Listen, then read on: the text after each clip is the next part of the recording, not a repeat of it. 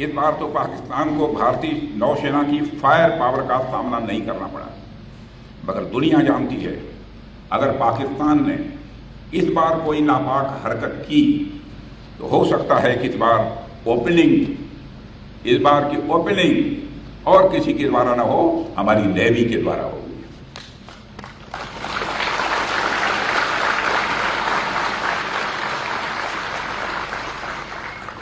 साथियों, पाकिस्तान को यह समझ लेने की जरूरत है आतंकवाद के जिस खतरनाक खेल को वह आजादी के समय से ही खेलता आ रहा है उसकी मियाद अब खत्म हो चुकी है।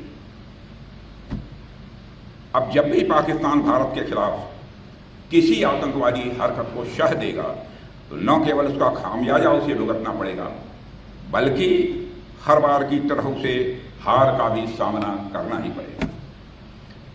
ऑपरेशन सिंदूर सिर्फ एक मिलिट्री एक्शन नहीं थे, बल्कि आतंकवाद के खिलाफ भारत का एक फ्रंटल असॉल्ट है।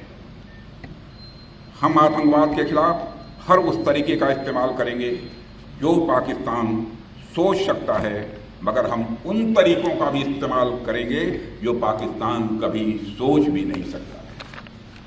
पाकिस्तान की धरती से भारत विरोधी गतिविधियां खुलेआम चलाई जा रही हैं।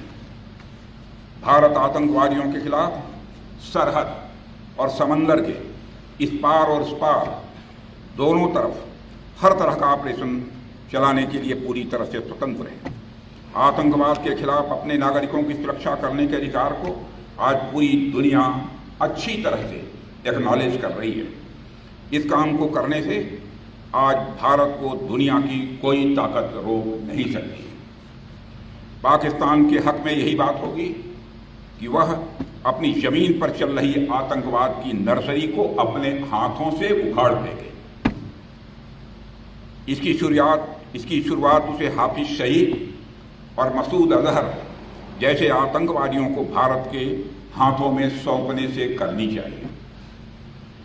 यह दोनों न केवल भारत में मोस्ट वांटेड टेररिस्ट की सूची में हैं, बल्कि ये यूनाइटेड नेशंस की डेजिग्नेटेड टेररिस्ट की लिस्ट में भी शामिल हैं। हाफिज सईद मुंबई हमलों का गुनाहगार है, कौन नहीं सच्चाई को जानता है। समुंदर के रास्ते मुंबई में मौत बरसाने का जो गुनाह उसके संगठन ने किया है, बहनों भाइयों, उसको आज भी हम भूले नहीं हैं। मेरे देश के बहादुर जवानों, उसका इंसाफ होना चाहिए और मैं मानता हूं कि कभी न कभी उसका इंसाफ होकर रहेगा। यह काम पाकिस्तान में नहीं हो सकता है। मुंबई हमलों के एक आरोपी तहूर राणा को पिछले दिनों भारत लाया गया है। पाकिस्तान की ओर से बार बार बातचीत की पेशकश की जा रही है। कल ही पाकिस्तान के प्रधानमंत्री ने फिर यह बात दोहराई है, मगर भारत ने साफ कह रखा है कि बात होगी तो आतंकवाद पर होगी, बात होगी तो पाक ऑक्युपाइड कश्मीर पर होगी। अगर पाकिस्तान बातचीत को लेकर गंभीर है तो उसे हाफिज सईद और मसूद अजहर जैसे आतंकवादियों को भारत को सुपुर्द करना चाहिए, ताकि उनके साथ भी इंसाफ किया जा सके। उनके साथ का इंसाफ कैसा होना चाहिए यह मुझे बतलाने की जरूरत नहीं है। साथियों, पाकिस्तान इस बात को गांठ बांध कर रखे कि हमारी नेवी अगर एक ओर समुंदर की तरह शांत है तो दूसरी ओर वह समुंदर की तरह सुनामी लाने की भी क्षमता रखती है। यह है हमारी भारत की नेवी। अभी कल ही मैं नेवी के 2 जाबाज वीरांगनाओं से मिला हूं, लेफ्टिनेंट कमांडर दिलना के और लेफ्टिनेंट कमांडर रूपा के। 8 महीने तक समुद्र में नाविका सागर परिक्रमा करके हमारी वह दोनों बेटियां भारत अपने वतन को वापस लौटी हैं। और जब मैं उनसे मिला था तो उनके चेहरे पर एक सेंस ऑफ कॉन्फिडेंस, एक आत्मविश्वास का भाव स्पष्ट रूप से दिखाई दे रहा था।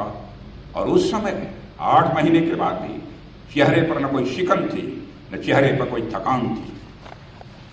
वो भले ही 8 महीने तक समुद्र में रही, लेकिन उनके अंदर उत्साह और जोश की कोई कमी मुझे नहीं दिखाई दी। यही आपकी ताकत, यही इंडियन नेवी की ताकत है और आपकी इसी ताकत को पूरे देश को पक्का भरोसा है।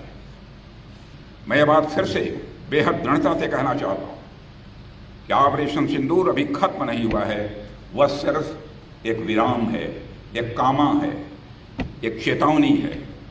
अगर पाकिस्तान ने फिर वही गलती की, यदि पाकिस्तान ने फिर वही गलती की, तो भारत का उत्तर और भी कठोर होगा और इस बार उसे संभलने का मौका भी नहीं मिलेगा।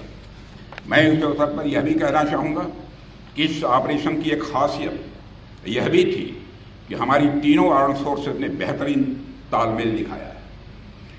वेरियस मिनिस्ट्रीज और गवर्नमेंट एजेंसीज के साथ कोऑर्डिनेशन भी बहुत ही सीमलेस रहा है।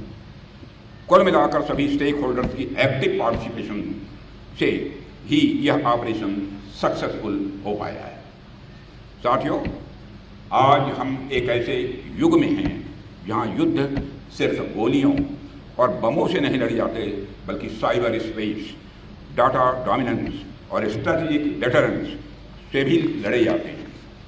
और मैं यह गर्व के साथ कह सकता हूं कि हमारी नेवी इन सभी क्षेत्रों में मजबूती के साथ अपने कदम आगे बढ़ा रही है।